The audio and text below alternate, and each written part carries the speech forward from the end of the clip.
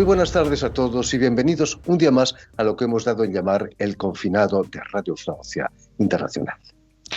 Los próximos 13 y 14 de noviembre debía celebrarse un festival en el Conservatorio de Gennevilliers, localidad aledaña a París, para celebrar los 30 años de tango en esa institución en la que el argentino Juan José Mussolini abrió en 1988 la primera cátedra de bandoneón en Francia.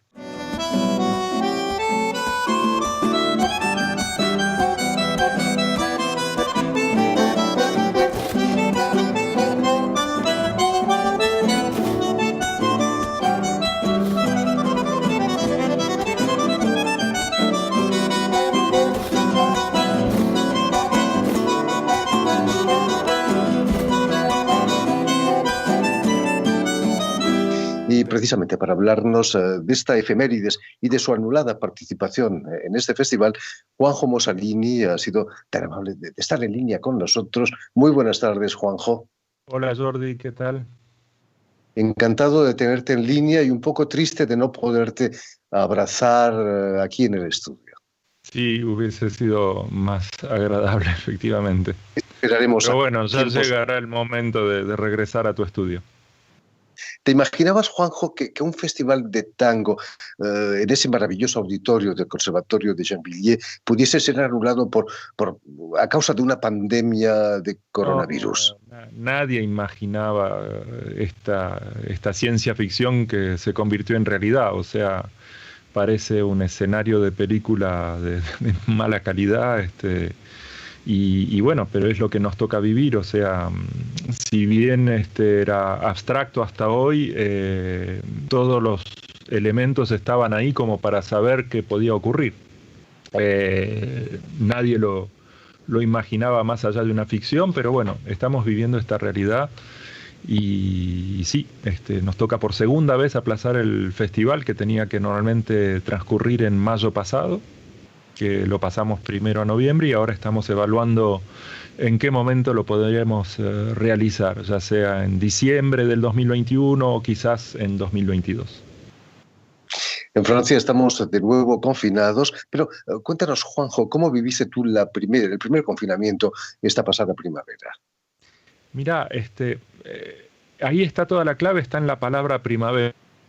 O sea, tengo la suerte de vivir en una casa y bueno, tener una pausa en casa con la primavera, con el jardín, con el tiempo para dedicarse a la familia, a la escritura, a uno mismo.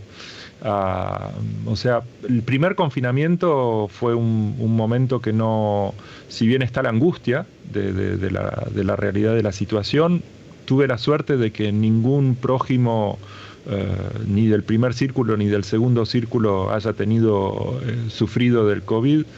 Y bueno, o sea que el primer confinamiento fue realmente un momento, no me atrevo, está mal decirlo, pero fue agradable en realidad. O sea, encontrarse con uno mismo, encontrar a la familia, reflexionar, tener el tiempo de hacer las cosas en un mundo que está como demasiado acelerado. No eres el único artista que nos lo ha dicho. No, volviendo a los 30 años. Perdón, dime. No, efectivamente, es una cosa que compartimos. Ahora, este segundo confinamiento ya es otra historia. O sea, no sabemos ya, o sea, estar fuera de la actividad profesional un par de meses, ya uno se empieza a impacientar. O sea, que volver a hacerlo nuevamente ya es insoportable. O sea, uno quiere estar activo, quiere estar con el público, quiere estar tocando, compartiendo, y bueno, pero es lo que nos toca.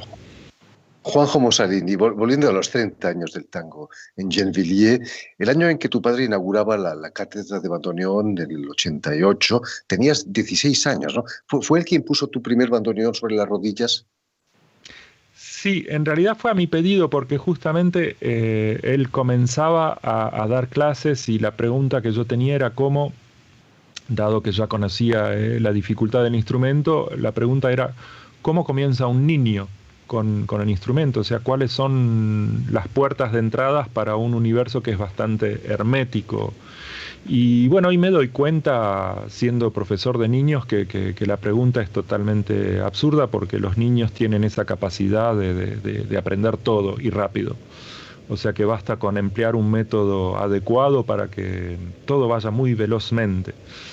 Lo que sí ocurrió es que con todos estos años de experiencia hay cosas muy lindas que ocurren, como participar de la creación de un instrumento más pequeño para los niños, que hubieron varias pruebas. Tenemos la suerte en el Conservatorio de Gennevilliers de disponer de fondos que nos permiten de comprar instrumentos. Actualmente el conservatorio tiene 21 bandoneones, de los cuales 5 o 6 son de tamaño dedicado a niños. Imagino que es un instrumento pesado, ¿no? También. Sí, el peso, como va en las rodillas, no es tanto un problema en el momento de ejecutarlo, es un problema en el transporte para un pequeñín, pero una vez que está apoyado en las rodillas... Pesado y caro, imagino, ¿no? Sí, es un... ¿Cuánto puede costar un bandoneón? Mira, un instrumento de buena factura nuevo, actualmente los luthiers, según el luthier, puede estar alrededor de 5 o 6 mil euros. No está nada mal. En 1977, tu padre, Juan José Mossalini, publica su primer disco, en cuya introducción, que se llama Buenas noches, Che Bandoneón, podemos escuchar la voz de Julio Cortázar. De manera que buenas noches, Che Bandoneón.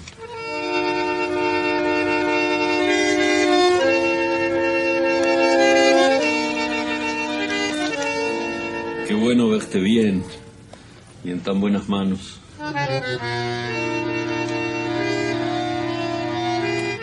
No se me ponga modesto, don Fuelle.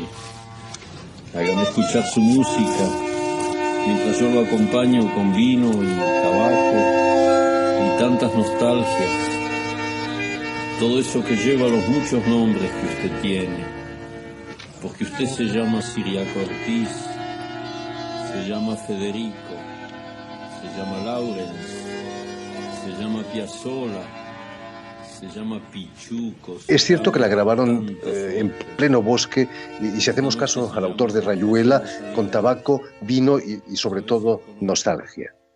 Sí, la nostalgia es indudable, en pleno bosque yo sé que así fue, inclusive se escucha en la grabación los ruidos de los pasos, de las hojas. Si había mate, vino u otra cosa, no lo sé. Tabaco seguramente. Pero sí, es un momento así, un highlight dentro de la vida de músico de mi padre, que es el encuentro con Julio, que era su amistad y que haya escrito esas líneas y compartido con él en el disco la dicción de ese poema, de ese lindo poema.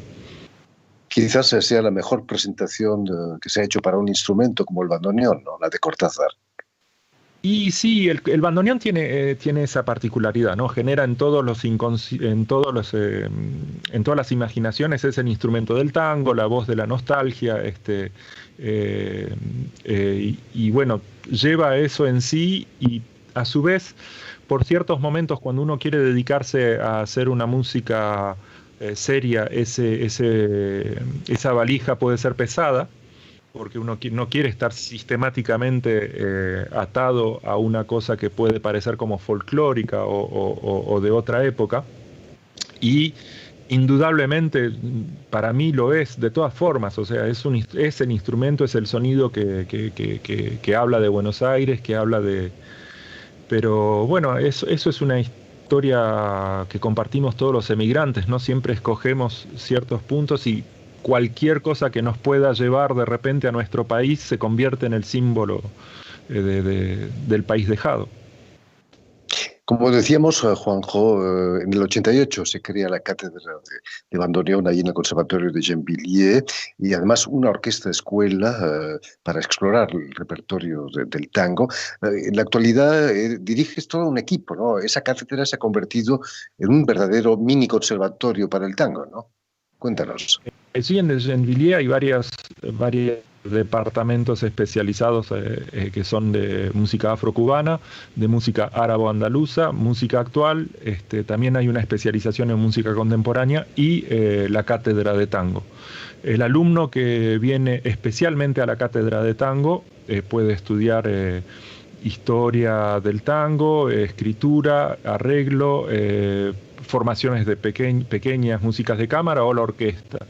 Y a su vez, muchos de los alumnos que están en el conservatorio cursando en otros ámbitos, logramos captar la atención de ellos y vienen a hacer una incursión en nuestros cursos durante 1 o 2 años para también mezclarse con nuestros alumnos del departamento y de repente aprender a lo que significa tocar Piazzolla, u otros elementos tangueros. Claro, la mayoría, lo primero que se les ocurre es Astor Piazzolla, pero darle los códigos, lo que va más allá del papel, ¿no? Porque la música está en el papel, pero la cultura no. La cultura es un esfuerzo que hay que hacer de escuchar y, bueno, con la ayuda de los profesores, con las explicaciones, asimilan más rápido lo que podrían asimilar solos también, ¿no? Pero sí, esa es la idea.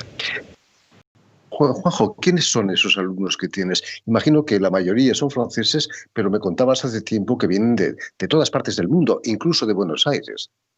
Sí, tenemos alumnos que vienen de Argentina, tenemos en este momento una alumna coreana, supo haber alumnos de Italia, de Alemania, de Holanda.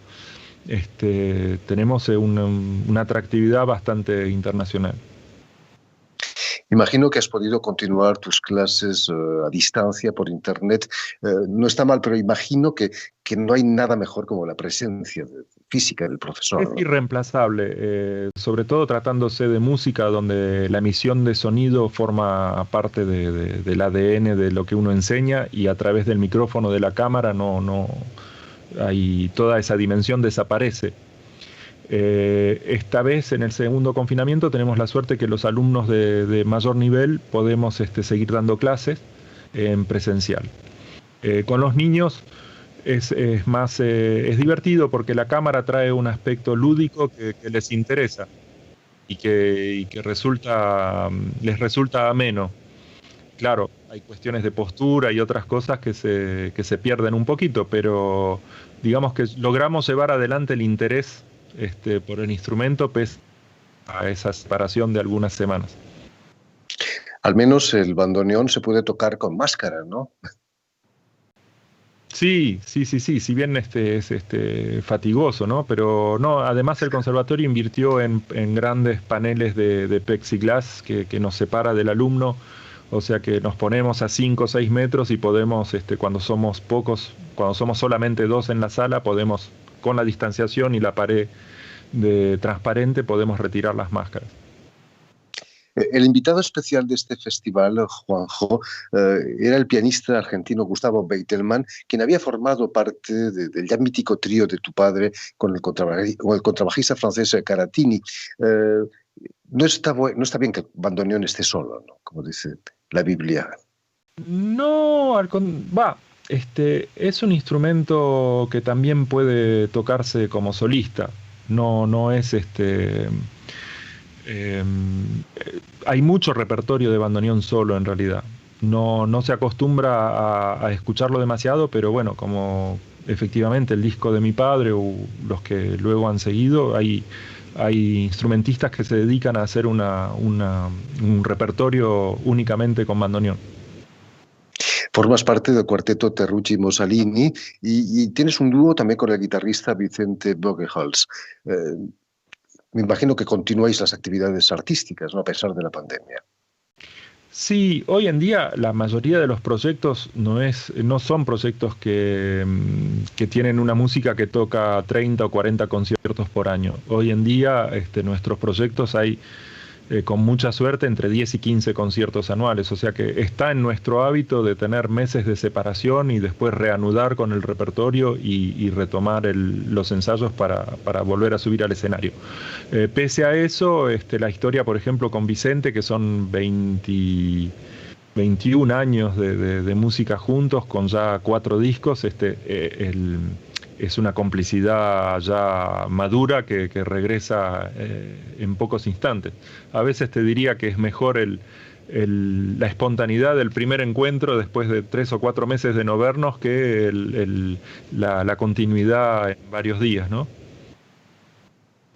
En fin, esperemos que muy pronto, lo más pronto posible, podamos asistir en persona al festival que celebre los 30, quizás los 31 años de tango ahí en el Conservatorio de Gennevilliers. Muchísimas gracias, Juanjo, por haber estado aquí con nosotros. Mucha suerte en tus proyectos. Permíteme también que dé las gracias a Julián Leng, quien se ha ocupado hoy de la realización sonora y visual del programa, y a ustedes darles cita para una nueva edición de lo que hemos dado en llamar El Confinado de Radio Francia Internacional.